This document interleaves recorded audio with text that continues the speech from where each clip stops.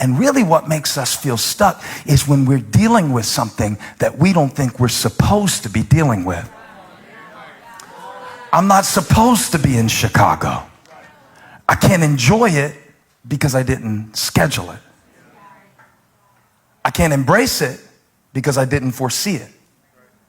I can't deal with it because I've never done it. Just to see if I heard from God. Is anybody doing something that you've never done before and is scary for you right now? Pray for the people that don't have their hands up. Because they're in the most dangerous situation of all, one that doesn't take faith. And when you stop being stretched, you stop growing. And when you stop growing, you start dying.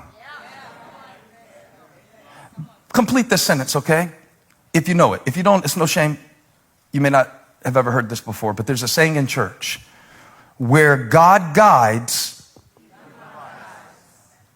You said about 3 different things, but one thing I heard, let's try it again. Where God guides, He provides. Now that rhymes, but God guides some places.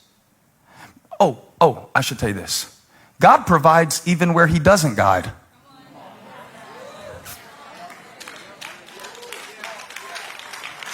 I want to straighten out this little Dr. Seuss hickory dickory dock, the mouse went up the clock theology that we just say stuff.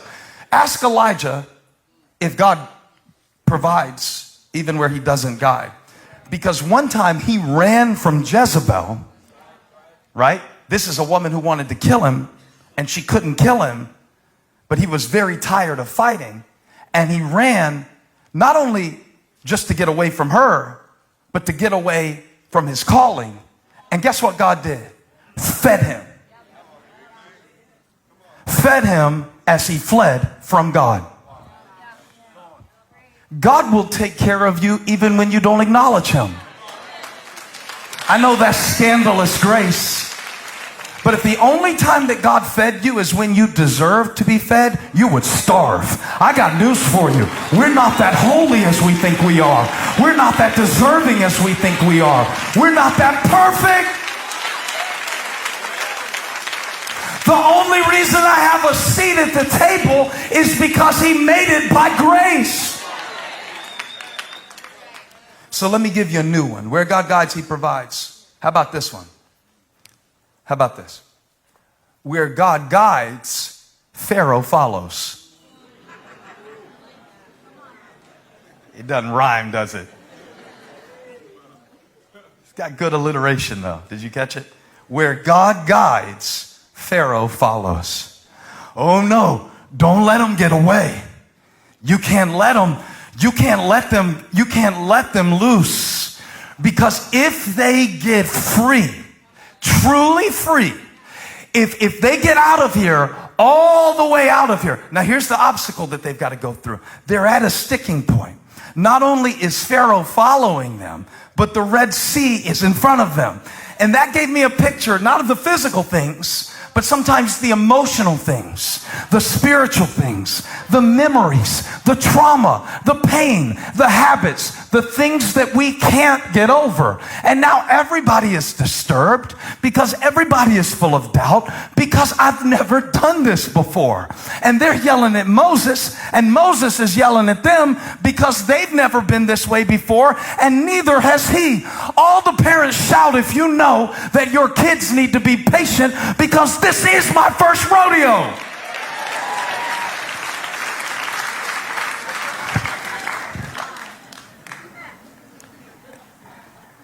And now the trauma has triggered a sense of panic in the camp, and they're at the sticking point. I wonder what yours is. Like when I'm writing a sermon, usually right before I go to deliver it, it will all just go real fuzzy. I can't really describe it to you, but it's like, okay, everybody 40 and over, this one's for us. I'm only 39 right now, but I'm wise beyond my years. You remember when the antennas wouldn't pick up the channel all the way? And it's kind of there, but not really. It's like flickering across the screen. Remember that? Before you had HD TV, broadband, yeah. When you used to steal the HBO off the neighbor's antenna. Before you got saved. When you were in Egypt, in the bondage of your sin. And it would be fuzzy, but you could see it. It happens every time I go to deliver the word. Now, I used to, and this is kind of a sequel to what I preached to you last time. I said I caught a thought. But then I lost a thought. I think, okay, this is good. The sticking point. I'm going to tell them about the sticking point. The sticking point. Have you ever been stuck? And I've been going through it in my mind. But then I see all this stuff in the scripture, and it'll be too much. It'll overheat in my brain or something like that. I don't know. I'm just trying to describe it to you. It's a sticking point. And I'll be like, okay, so Moses is at the Red Sea. Do I need to talk about Pharaoh? Do I need to talk about how God led them around the long way? Because if they face war, they might change their minds. So he sent them through the wilderness, because sometimes God knows you're not ready for something. So he takes you around the long way so he can get you prepared, because he knows if you fight right now, you're going to give up and die. So he has to take you to a place you never wanted to go so he can get you through somewhere, because sometimes what we see as a detour in our life is actually part of God's grand design. Should I tell them that?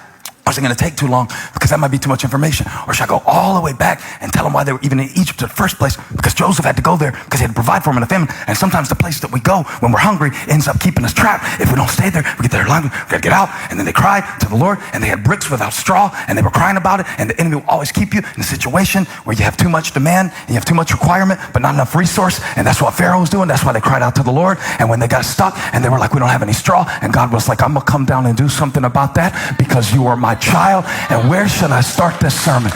And it's like, it's too much, so I want to take a nap. I get stuck. I don't know. Look at your schedule for the week. I don't know where to start. I don't know where to start. I need to get another job to pay off these bills, but I also need to exercise because my energy is, something like that. But we all hit sticking points in every process. We mentioned working out. I hit a sticking point working out. There certain parts of everything you love that you hate, right? That's the premise. The only thing I like about working out is like starting and lifting and recovery. But other than those parts of the process, I like everything else, but just those three. But you know what helps? I found out this helps. If you want to get stronger physically, you need a spotter. Now, a good spotter, and I promise you, I'm going to bring this right back to Moses in a moment. A good spotter doesn't do the work for you. A good spotter, because if I'm trying to bench press a lot of weight, how much you bench, P-Wag? 405. If I'm trying to bench 405 for 12 reps like P-Wag, I don't need you to curl it off of me. We're not trying to work your biceps. We're trying to work my pectoral muscle so I can look like P-Wag, right? So I don't need you to do all of it, but there's going to be a point when I get tired, a sticking point. And what I need from a spotter and what I really need from God, I don't need him to do what I can do. I need him to get me past the point. And some of you are there right now. It's like, God, I don't have the wisdom for this. I don't have the experience for this. I don't have the knowledge for this. I don't have the energy for this. You're at the sticking point. But when God is your spotter, where you at, LJ? When God stands over your life, when God stands over your job, when God stands over your family, when God stands over your situation, when God stands over your anxiety, he said, I'll take the weight. If you give me the glory, I'll do what you can.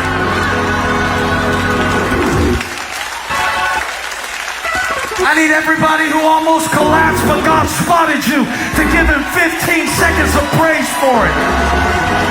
14, 13, 12.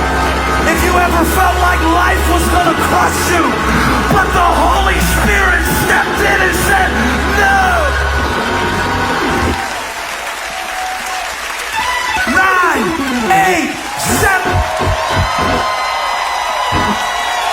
God is standing over your life.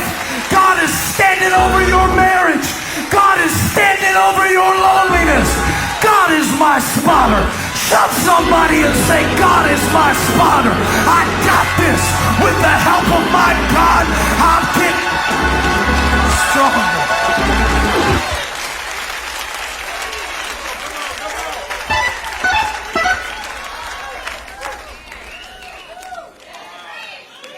So I'm at the sticking point. I didn't know that I would be here. I wasn't supposed to be here. I didn't know Pharaoh was going to come. He said we could go. We reached a negotiation. Okay. Negotiation 101. Man, we're doing everything today, aren't we? We did workout techniques. Now we're doing negotiation. Okay. If somebody doesn't let it go easy, that means it's valuable. You don't even know what I just said. If the devil keeps trying to pull you back, guess what that means about you? If he doesn't let you go easily, I thought you'd shout about that. I'm worth something because Christ died for me.